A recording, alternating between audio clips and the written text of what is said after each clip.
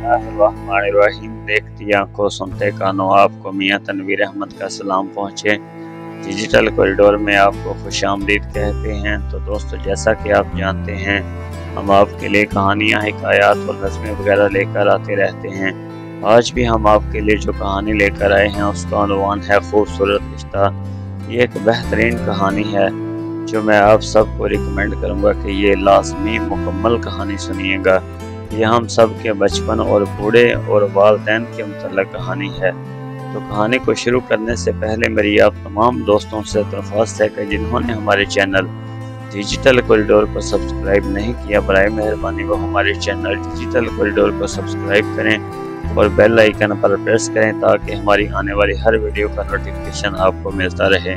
तो वक्त को ज़ाया किए बगैर हम अपनी कहानी को शुरू करते हैं, जिसका उन्वान है खूबसूरत रिश्ता। ये बात तो बारहा सुनी थी कि तारीख अपने आप को दोहराती है, ताहम उमर साहब को अमली तौर पर इस बात का तजर्बा उस वक्त हुआ जब वो अपने शहर के थाना रोड पर वाक़या बाज़ार पहुँचे।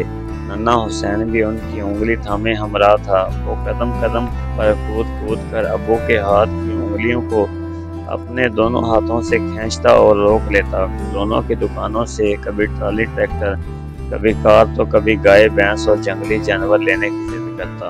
अबू जान बेटे की तमाम तर छोटी छोटी फरमाइशों को बड़ी फराख दिली से पूरा करते रहे। अचानक उनको कुछ याद आया और वो ज़ेरे लब मुस्कुराने लगे। वो तख़य्युल में 30 साल पीछे चले गए थे।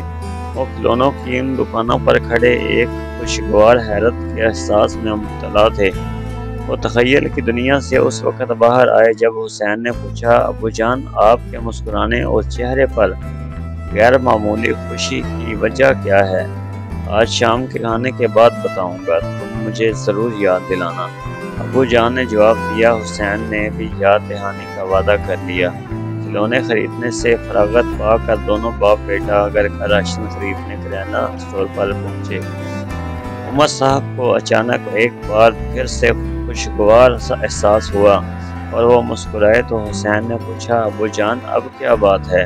अबू जान ने हुसैन को प्यार किया और बताया, ये भी इस बात का तसलसल है जो रात को आपको बतानी है। खुश्क राशन लेकर बाप बेटा फल और सब्जी लेने के लिए मुतलका दुकान पर पहुँचे। उमर साहब ने दुकानदार को सलाम किया और उसकी तरफ देखा, फिर हुसैन की तरफ देखा और उनके होंठों पर वही मुस्कुराहट बिखर गई जो 2 दफ़ा पहले भी हुसैन को मुस्कुरा कर देख चुके था। अब की बार हुसैन का तजस्सुस और बेकरारी बढ़ गई थी। उसने कहा, अबू जान, क्या ये भी उसी वाक़े का तसलसल है जो रात को सुनाएंगे? उमर साहब ने प्यार भरी निगाहों से हुसैन को देखा और उसकी जहानत की बेसाख्ता दाद दी और बोले, जी बेटा जी, ये मुस्कुराहट और खुशगवारी भी उस चीज़ का हुसैन का तसलसल है। अब तो हुसैन की बेकरारी फाम और उरूज पर पहुंच चुकी थी। वो जानना चाहता था आखिर क्या माजरा है। खरीदारी मुकम्मल करने के बाद दोनों बाप बेटा घर वापस आ गए। उमर साहब आराम की गर्ज से अपने कमरे में चले गए। हुसैन ने खिलौनों के साथ खेलने में महव हो गया, ताहम बाजार में पेश आने वाले वाक़े और अब्बू जान को वादा बिल्कुल ना भूला। शाम के खाने के बाद अब्बू जान इशा की नमाज के लिए मस्जिद चले गए। वापसी पर नन्ना हुसैन अपनी अम्मी जान के हमरा उनका मुंतज़िर था। उसकी अम्मी भी उसके अजीबो गरीब खुशगवार किस्से को सुनने के लिए बेताब थी। इंतज़ार की घड़ियाँ ख़त्म हुई और उमर साहब कहने लगे, बेटा, जैसे ही आज मैं और आप बाजार पहुँचे और उसके बाद जो हमारी ख़रीदारी और घूमने फिरने की तरतीब रही वो बिल्कुल ऐसी ही थी। 30 साल पुरानी एक बाप और बेटे की तरफ से की गई खरीदारी का भी तो थी। गोया तो तारीख अपने आप को दोहरा रही थी। बाकी सब कुछ यकसां था, बस किरदार तब्दील हुए थे। उस वाक़े में जो लड़का बेटा था, आज वो बाप के किरदार में था और एक किरदार जो नया शामिल हुआ था वो था बेटा। اور جانتے ہوئے وہ کون تھا؟ حسین جی بہت ذہین اور حاضر دماغ بچہ تھا، فوراً معاملے کی تہہ تک پہنچ گیا۔ بولا جی بالکل ابو حضور، آج سے 30 سال کا قبل آپ بیٹے کے کردار میں تھے اور دادا حضور مرحوم باپ کے کردار میں تھے، اور آج کھلونوں اور آج والے واقعے کا نیا کردار تھا۔ عمر صاحب نے بے ساختہ حسین کی ذہانت کی داد دی اور کہا بالکل اسی طرح اپنے ابو حضور کا ہاتھ تھامے کھلونوں کی دکان کے سامنے سے گزرتا تھا تو بالکل تمہاری طرح ان کی انگلیاں کھینچ کر روک لیتا تھا اور کھلونے لینے کی ضد کرتا تھا۔ وہ بھی مجھے ایسے ہی کھلونے لے کر دیتے تھے جیسے ہی میں نے تمہیں لے کر دیے تھے۔ حسین نے تجسس ابھی بھی پوری طرح ختم نہیں ہوا تھا۔ اس نے فوراً اگلا سوال کر دیا، جو کریانہ سٹور پر آپ کو یہ خوشگوار احساس ہوا تھا اس کی کیا وجہ تھی؟ ابو جی بولے، معاملہ یہاں بھی یکساں تھا، بس کردار میں تبدیلی آ چکی تھی۔ اس وقت کریانہ سٹور پر حضور کے دوست اللہ داد مرحوم چلایا کرتے تھے اور آج ان کا بیٹا سلیم چلایا کرتا ہے۔ آج دکاندار کی جگہ اس کے بیٹے نے لے لی تھی اور گاہک کی جگہ بھی اس کے وقت کے گاہک کا بیٹا کھڑا تھا۔ جب ہم سبزی اور پھل کی دکان پر پہنچے تھے تو معاملہ وہاں بھی یکساں تھا، بس کردار کی جگہ اور ان کے بیٹوں نے لے لی تھی۔ یہ تمام واقعات 30 سال پرانے واقعات کے عکس تھے۔